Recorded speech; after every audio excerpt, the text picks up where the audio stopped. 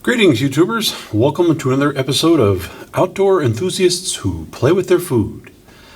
First off, I know I still owe you the third installment in the backcountry water treatment series, and I am working on that. Much of the research is done. It's just that, well, we moved this year, and I've been so busy getting the house set up, I haven't had time for my workshop area, and all of my camping stuff is still packed up. Eventually, though, the new gear loft will hopefully rise to its potential. In the meantime, I thought I'd do a video addressing one of the more frequent questions I get. What is a full menu plan for what I would pack for a multi-day stretch? Specifically, one that is both high density and strives to adhere to the precepts of performance nutrition for backpackers. After listening to me drone on for hours about calorie density, carb-protein ratios, and electrolytes, a lot of people have asked, how do you put it all together? So, if you like to optimize things just for the fun of it, here's how I go about using the hiker food chart to make the most of my menu. I start by thinking about what you like to eat for breakfast, and then browse the chart for lightweight options with the nutrition you're looking for. Remember, though, that the purpose of the chart is not to pressure you into eating something you don't like because the numbers are better. The whole point is to show options within the categories you choose, to help maximize the performance of a menu that you wouldn't mind actually eating. Now, personally, I'm a no-cook breakfast person. I just don't want to spend the time in the morning. I like to eat, pack up, and get on my way. I could just wolf down a couple of bars. There are ultralight options with optimal performance, but I'll be eating those all day on trail. So the bottom line is, I like my cereal in the morning. So what are the options within that specific category? That's what the chart's for. And going step by step, start on the Hiker Foods tab, and from the data menu, click on Sort. Then set the sorted column to class with the order on A to Z. Next, click Add Level and sort that column by calories per ounce from largest to smallest. Click OK, and if you're at the top, your chart should look like this, with bars as the first category alphabetically.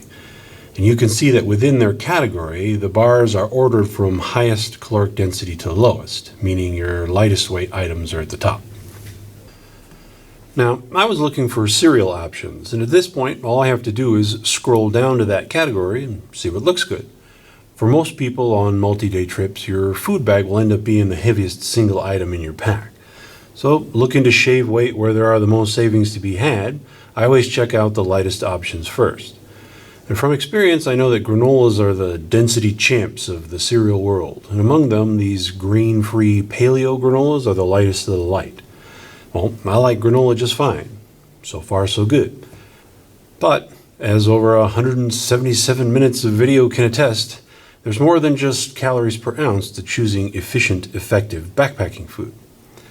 Now, just a note at this point, if my color-coded grading schemes for the nutritional content columns are unfamiliar, I strongly recommend watching at least the first two videos in the Performance Nutrition for Backpackers series, the ones on optimal trail fuel and optimal hike recovery. Also, there's a video on the Hiker Food Chart 2.0 that goes over the tabs and tools being referenced here. And all of these videos are linked below in the video description box. And for a reminder, here's what those ratings mean again. And this can be found on the Color Keys tab within the chart. And getting back to cereal, amongst the high-density options, I next check on the carb-protein ratio. As discussed in the Optimal Trail Fuel video, breakfast is important to the day's performance. But it's fair to point out that it is the start of the day, and you haven't depleted any of your glycogen reserves yet. That means I'm okay with a first meal that doesn't have to be in the optimum range for carb protein. During breakfast, good is probably good enough, which leaves me eyeing that Julie's Real Paleo Granola at the top of the category. I see a nice percent of sugar to launch me down the trail, a good ratio to prepare replenishment for the glycogen I'm about to start burning, and enough fat to make it hyperlight to carry and a long-lasting, energy-efficient meal. Right, so into the bag it goes. Or, I should say at this stage, into the planner it goes. If you cut and paste your items into the menu planner tool as you select them, you'll get a nice running total of the nutritional content in your developing food bag. That lets you know when you've met your calorie goals and helps you keep track of some important metrics like daily protein and electrolyte intake. Now note that the chart lists all items per the serving size given on the nutrition label. Well, in this case, that was only 190 calories. And a bag of Julie's Real has 7 such servings. That's not enough breakfast for me. So what I did here was make an entry for 3.5 servings, an even half bag. 665 calories is about what I need. So when planning a menu, you get to apply your own value judgments to all of these criteria. If you're less concerned with weight and more interested in an optimum rated carb protein ratio, then you might consider things like the Bob's Red Mill Paleo Muesli or some Paleonola. And of course, any other option for breakfast besides just cereal. Some like it hot, as the saying goes. You can always sort the dried meals tab by class and density and then see what breakfasts look good too. From there, for me, it's pocket snacks all the way until dinner. I don't sit down to assemble or cook anything for a proper lunch. As before, I start by thinking about the kinds of snacks I prefer. And amidst all the sweet, carb-centric things I mostly eat on the trail, I do like the occasional piece of meat. Obviously, some of what we want may not fit the optimal trail fuel profile. I see 3 options at this point. First, I suppose you could just deny yourself the treat in question. But that's no fun, and don't let a spreadsheet tell you what you can't eat. Second, you could just say, screw it, eat what you want. An exception here and there isn't going to ruin your hike. Personally, I like a third way. Try to improve the ratios a bit by using the combo calculator. Grabbing these Alberto Classic Recipe smoked sausages off the top of the list, I paste them into a combo calculator module. As you can see, all protein and no carbs. The ratio is 0. Well, given that the optimum carb to protein ratio is 4, how do you fix something like these sausages here? Well, the ratio says that for every gram of protein, you want 4 grams of carbs. So multiply the 8 by 4, and you'd need 32 grams of carbs to make a combined snack with a perfect 4-to-1. Now, I have another favorite trail snack that is also imbalanced, but it happens to be in the other direction. All carbs and no protein. These honey stinger waffles taste good, they're easy to eat in any temperature, and they fit flat in your pocket. So I popped one into the combo calculator to see how it combines with the Albertos. The overall density is still pretty high at a respectable 152 calories per ounce, and now these horrible ratios have blended together inside my stomach, resulting in a decent 2.3-to-1. So I'll have this combo as my first snack after cereal. Again, still early in the day, haven't burned that much glycogen, so I'm not overly concerned about the somewhat lower ratio. It's enough to keep the meat sticks from slowing my roll if I just sugar them up a bit. Plus, I mean, come on, it's sausages and waffles. Every good adventurer knows the value of second breakfast.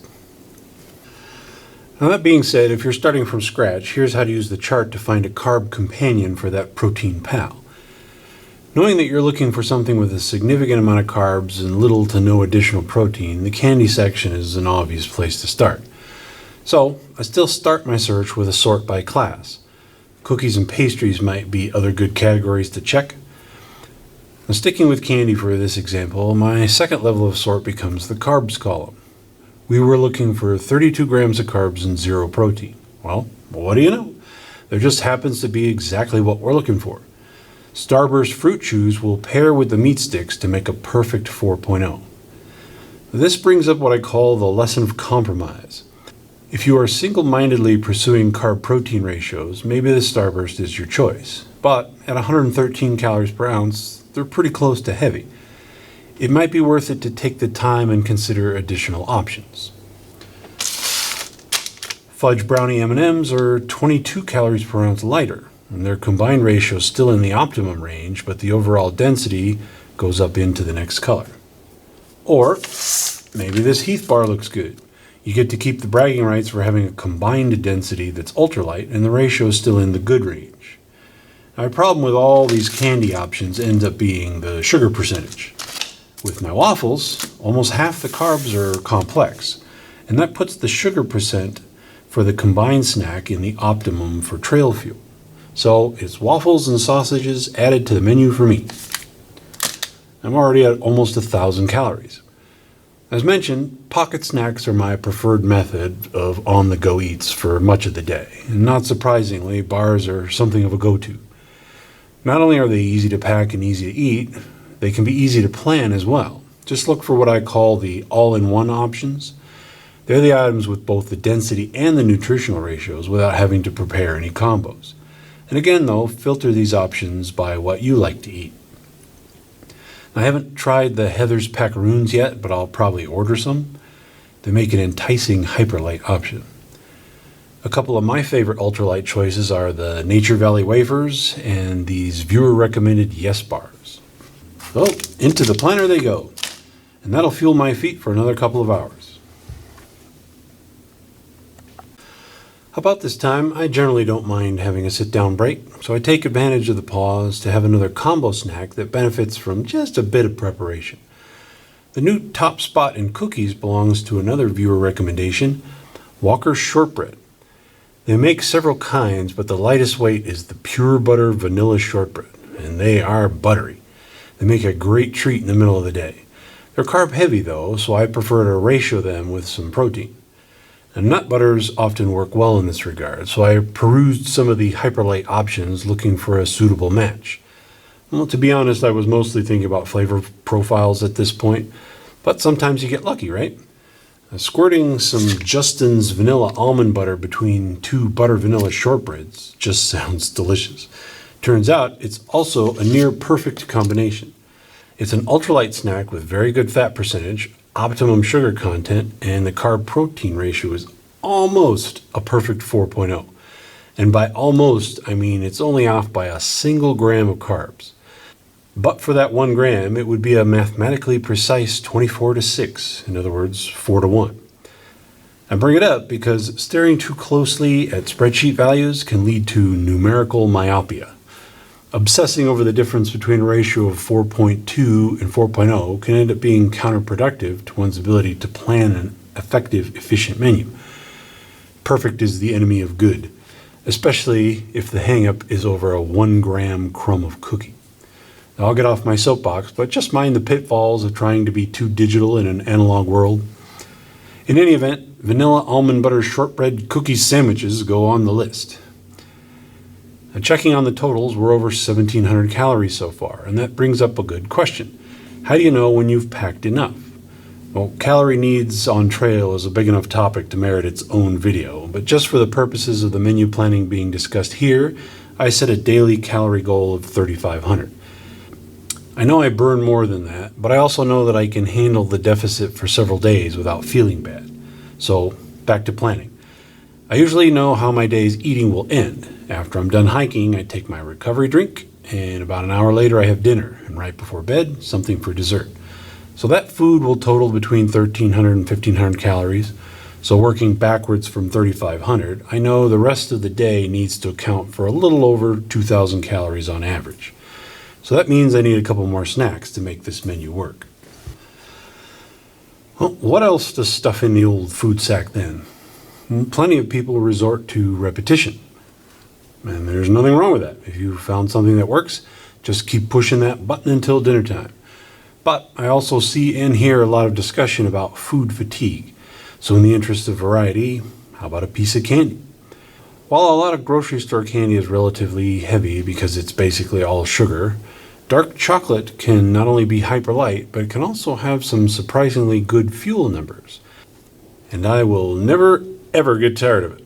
And case in point is a personal favorite, Green and Black's 85%. It's also extremely compact, so I can always find room to stuff in a few bars. The serving size on the label is an odd portion. In the field, I'm going to end up eating half the bar at once, so I adjusted the numbers here to reflect that. Okay, one more snack ought to do it. I like nut butters. They're compact, extremely light and tasty, but I already have one. So for variety's sake and for the people who can't eat nuts, try a seed butter. I got this sampler pack from 88 Acres so I can have a different flavor every day. And when you're sick of peanut butter, try some roasted pumpkin or watermelon seed butter. Better still, the sweetened flavors of sunflower butter have higher ratios. So let's put one on the list as the last snack of the day before recovery. That gets my calorie count over 2,000, where I know I'll make my daily goal after accounting for a recovery drink, dinner, and some kind of dessert. In fact, let's put that serving of recovery mix on the list and see where that leaves our totals. Now, these totals represent the average of all the food I consume during the hiking part of the day. And out of an entire menu, it is with these active eats that it is most important to embody the attributes of optimal trail fuel. Overall density so far is a respectable 158 calories per ounce, enough to earn the Ultralight rating, and that gives me just about 2,500 calories for under a pound. And now look at those nutritional ratings. I've got good sugar and fat percentages, and despite the fact that not every item is ideal by itself, my overall carb-protein ratio still makes it into the optimum range. I see that as a key advantage to using the planner. The totals let you zoom out for the bigger picture. Not everything you bring needs to be individually perfect in order for you to have a high-density, highly effective menu. So I'm pretty happy with this so far. I like to eat everything here, plus the nutritional columns all look good. Except for one.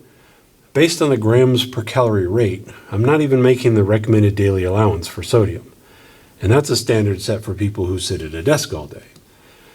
On the trail, you'll likely need significantly more than that, especially if it's going to be hot and you'll be sweating. So, not on the menu, but always in my pocket are some of these electrolyte capsules. Now, as far as logistics go, I'll have the recovery drink immediately upon reaching my destination for the night. The glycogen burn is over and the recovery window is still open, but also you'll want to wait an hour before having dinner. I use that time as the opportunity to set up camp. Pitch your tent or your hammock, inflate your mattress, and assemble that origami camp chair. Then slip on some camp shoes and soak up a little outdoor ambiance, because it's almost time to heat some water. Now, since I'm done hiking, there's no more worry about the fuel ratios with dinner. At this point, it's all about calories to refill the battery banks and protein to repair muscles. Fats digest and store with the least amount of waste, and they account for density, so they are some of the lightest, most energy-efficient calories you can carry. And proteins digest slowly while producing thermogenesis, making them an ideal choice to help you keep satiated and warm for as long as possible while you're fasting during sleep.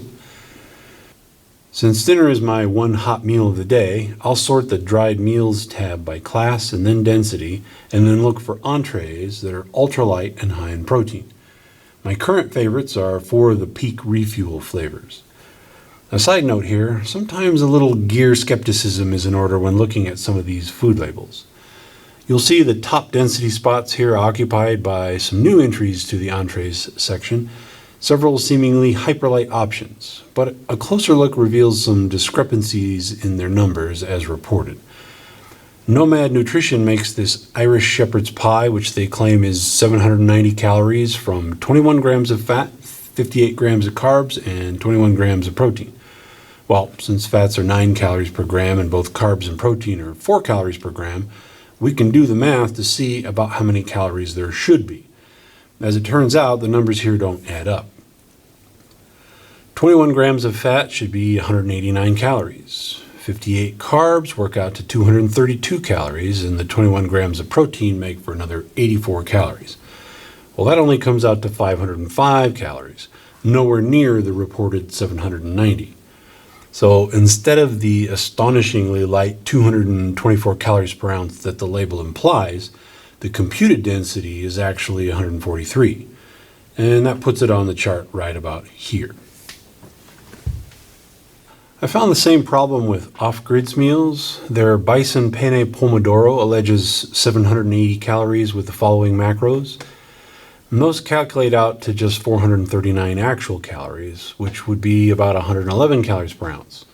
And that drops them off this page entirely. In fact, it's just 1 calorie per ounce away from being rated heavy. So I'm not saying there's anything wrong with the food. It sounds delicious. It's just that the nutrition labels can't be accurate as given. So I checked the peak refuel also just to see. There are 24 grams of fat, 27 grams of carbs, and 26 of protein equate to 428 calories per serving. And within rounding errors, that's what their label says.